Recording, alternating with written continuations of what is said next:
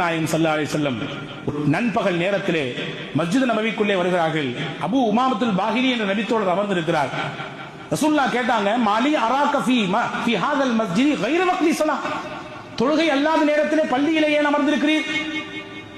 தொழுகைக்குரிய நேரத்தில் ஃபர்லான தொழுகைக்கு வர வேண்டியதுதான். ஃபர்ல் அல்லாத நேரத்தில் எங்க உட்கார்ந்து சம்பாதிக்க போலையா, உழைக்க போகவில்லையா என்ற துணியிலே கேட்டார்கள்.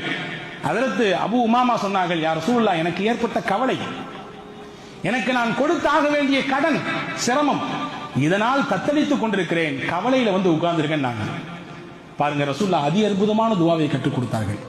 அல்லாஹும்ம இன்னி அஊது பிக மினல் ஹம்மி வல் ஹுஸ்ன் வ அஊது பிக மினல் அஜிஸி வல் கஸ்ல், சோம்பேறித்தனம் எனக்கு வரக்கூடாது, இயலாமை நான் ஆகிவிடக் கூடாது. வ அஊது பிக மினல் ஜுப்னி வல் புக்ல், கஞ்சத்தனம் என் வாழ்க்கையை எட்டி கூட பார்த்திடக்கூடாது.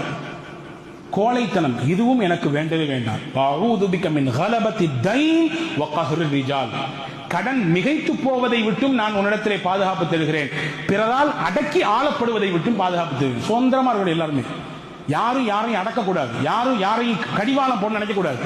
அப்படிப்பட்ட வாழ்க்கை எனக்கு வேண்டாம். நான் சுதந்திர புருஷராக இருக்க வேண்டும், பிறரிடத்திலே அடிமையை போன்றிருக்க வேண்டிய தேவை எனக்கு இல்லை. அல்லாஹ்வின் தூதர் ஸல்லல்லாஹு அலைஹி வஸல்லம் கேட்டாங்க, இதை சொல்லி கொடுத்தாங்க ஹஜ்ரத் அபூ உமாமாக்கு. ஹஜ்ரத் அபூ உமாமா சொல்றாங்க, இந்த துஆவை நான் ஓதுனேன், அல்லாஹ் என் கடனை எல்லாம் நீக்கிட்டான், என் கவலை எல்லாம் போக்கிட்டான்.